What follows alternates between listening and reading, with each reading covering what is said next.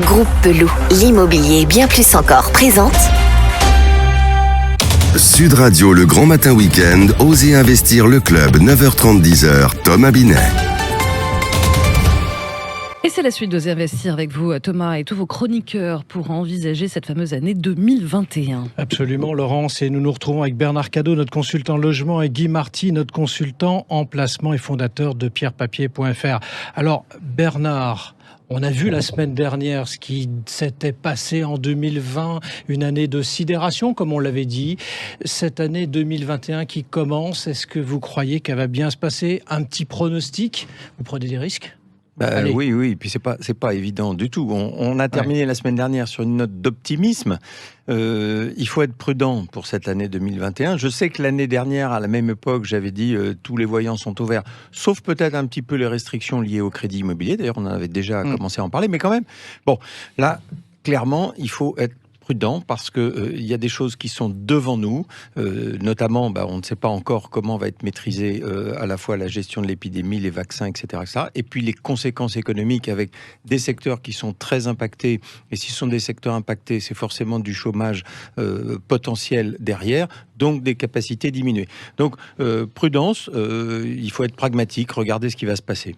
Très bien, Bernard. Et vous, Guy, vous la voyez comment cette nouvelle année du côté du placement ?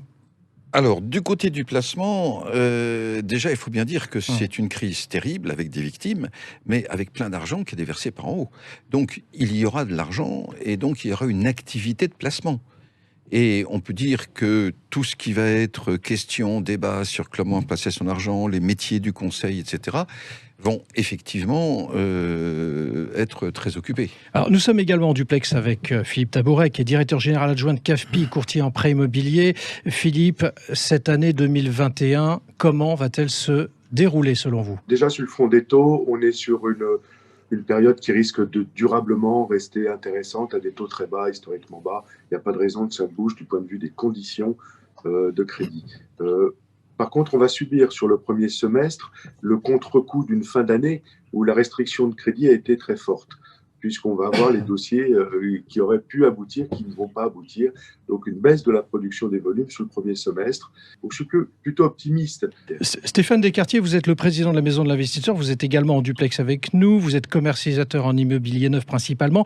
Comment va évoluer ce marché du neuf en 2021 après avoir une année 2020, comme vous nous l'aviez dit la semaine dernière, pas top? Alors, on va retrouver du stock. Ça, c'est une bonne chose puisque, la faveur des élections municipales passées, on devrait retrouver un niveau de stock à peu près normal.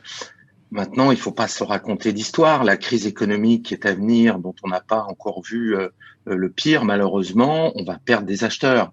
On va perdre des acheteurs parce que il y a plein d'entreprises, il y a plein de secteurs d'activité où les investisseurs, les primo-accédants ne seront pas en confiance ou tout simplement ne seront pas dans des configurations de jobs qui feront qu'ils peuvent se projeter sur le moyen long terme. Donc, on va perdre des acheteurs. Donc, les volumes vont s'en ressentir.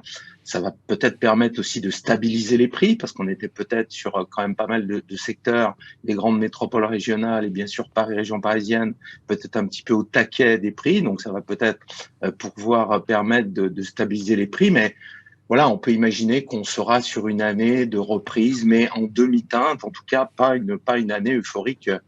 Personne ne peut se l'imaginer sur 2021. Alors, Bernard Cadot, vous venez d'entendre Stéphane Descartier, année en demi-teinte sur 2021. Vous voyez comment évoluer le marché? Est-ce qu'on ne va pas être dans une situation de stop and go? On arrête, on redémarre. C'est un peu ce qu'on a vécu en 2020, somme toute. Stop and go, ça va dépendre s'il y a, et bien évidemment je ne le souhaite pas, mais s'il y a d'autres confinements, parce que au gré de ces confinements et de ces éventuels arrêts brutaux de l'activité, bien sûr, il peut y avoir ce que vous décrivez. Je crois qu'il y a un maître mot pour 2021, c'est la confiance.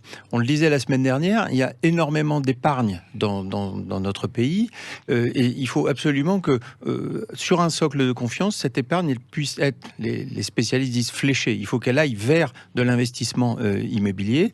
Pourquoi ? Parce qu'il y a aussi beaucoup de gens qui auraient voulu acheter, qui n'ont pas pu le faire et qui ont de toute façon besoin de se loger.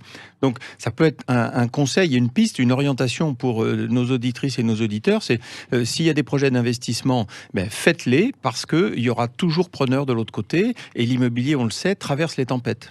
Guy Marty, le placement traverse les tempêtes également. Comment ça va se passer en 2021 ? Alors, moi je pense que le grand gagnant pour l'année 2021, ce sera la gestion collective, pour la bourse, pour l'immobilier, même pour le logement. Pourquoi ? Parce que Vous croyez à la bourse, vous, en 2021 ? Ah, tout à fait. Ouais. Avec des hauts et des bas. Mais de toute façon, la bourse, ne serait-ce que parce que l'économie est en train de basculer vers une situation totalement différente, une réorganisation, la bourse doit être bonne. Alors, est-ce qu'elle sera bonne juste sur les 12 mois ou est-ce qu'il faudra attendre un 13e ou un 14e mois pour qu'elle soit bonne ?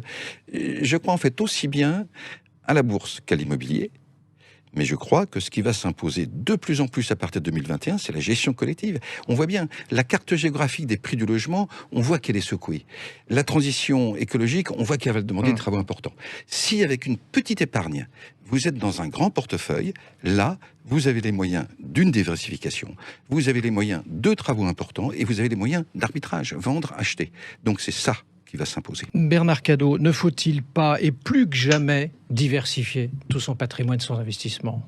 Oui, c'est un vieux principe, vous savez, ne pas mettre tous ses œufs dans le même panier. Bien connu, absolument. Bien connu, effectivement.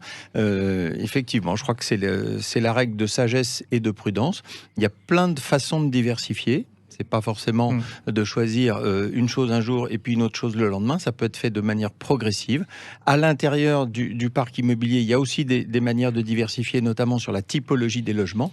Mais il n'y a pas que celle-là, et on l'a évoqué à l'instant. Oui, il faut rien négliger parce que ça fait partie justement de cette approche patrimoniale patiente et la diversification est un bon élément, un bon adjuvant pour la réussite patrimoniale. Guy Marty, le placement idéal en 2021, pour vous. Allez, on va vers quoi là ? Alors, celui-là, on le connaîtra à la fin de l'année. Ah, vous prenez pas trop de risques. Ah bah non. Ça, c'est pas mal. Ah bah non. Ouais. Rendez-vous en fin d'année. Bon, merci Guy de cette prédiction qui va forcément se réaliser. Philippe Taboret, si vous aviez un vœu à faire pour 2021 dans votre domaine, vous nous faites quel vœu ? Je vais être très clair, puisque j'ai déjà formulé même par écrit, c'est que pour gagner la confiance des accédants et des primo-accédants qui souffrent, il faut un plan de relance et qui doit être soutenu par le gouvernement. Le gouvernement nous a annoncé récemment qu'il prolongeait le prêt à taux zéro, mais également pour les investisseurs le Pinel. C'est une bonne nouvelle, mais le problème, c'est que ça ne va concerner que l'année 2021, en fait, un prolongement en 2022. Dans le plan de finances 2021. Et ce que j'appelle de tous mes voeux, c'est parce que c'est possible, de prendre des mesures intermédiaires. Stéphane Descartier, votre vœu pour 2021 ? Alors, ce serait peut-être un peu moins d'interventionnisme de l'État, parce que je suis, moi, notamment un petit peu vraiment surpris, de voir qu'à la fois l'État, puisque le HCSF, c'est pas la peine on se cache pas derrière notre petit doigt, c'est l'État, puisque c'est la Banque de France et Bercy. Je veux dire que l'État dise aux banques quoi faire, que l'État soutienne effectivement le logement en rachetant, je crois, 40 000 logements qui ont manqué aux investisseurs et aux acheteurs de résidences principales cette année. C'est un grand retour de l'État dans le logement intermédiaire. Effectivement, je suis pas sûr que ce soit tout à fait dans le sens de l'histoire. Peut-être que l'État laisse un petit peu l'industrie immobilière travailler et arrête d'intervenir tout le temps, alors parfois à bon escient, parfois un petit peu à contre-courant. Donc voilà, surtout, ce serait bien que l'État nous laisse un peu travailler. Merci. Alors, comme le veut la tradition, on termine toujours le club Osez Investir avec une musique, et c'est donc Laurence. On reconnaît, tout le monde reconnaît le temps des copains. Ça semble loin, des embrassades, des bisous, tout ça. 1964. La fraternité, Brassens. C'est votre choix, Bernard ? Oui, c'est mon choix parce que on l'a dit, la culture a beaucoup souffert. On est parti très loin de la culture, de la poésie, et je trouve que cette chanson de Brassens, c'est l'ode à la fois à la poésie, à l'amitié, et on en a vraiment très besoin en ce moment, à la solidarité. Donc j'adore cette chanson. Et puis c'est les copains d'abord de Osez Investir. Mais voilà. Voilà, ce il fallait que nous le dire pour commencer cette nouvelle année. Merci d'être passé du côté d'Investir. Merci à Stéphane Descartier, à Philippe Taboret, donc Stéphane Descartier de la Maison de l'Investisseur. Philippe Taboret de CAFPI, merci à vous, les chroniqueurs, d'avoir fait toute l'année 2020 et de débuter aussi bien cette année 2021, Guy Marty et Bernard Cadot. Et merci à vous, Laurence. Merci Thomas, c'était 68e numéro, c'est énorme, 68e, j'ai un peu de mal à dire, d'oser investir. Et merci bien sûr à vous de nous avoir suivis. Et si vous les écoutez de fait, les anciens, vous pouvez tout retrouver sur l'ensemble des dispositifs digitaux de sudradio.fr ainsi que d'Oser Investir. Merci de votre fidélité et à dimanche prochain. Sud Radio, le grand matin week-end, Oser Investir le club, 9h30, 10h, Thomas Binet. Avec Groupe Peloux, l'immobilier et bien plus encore.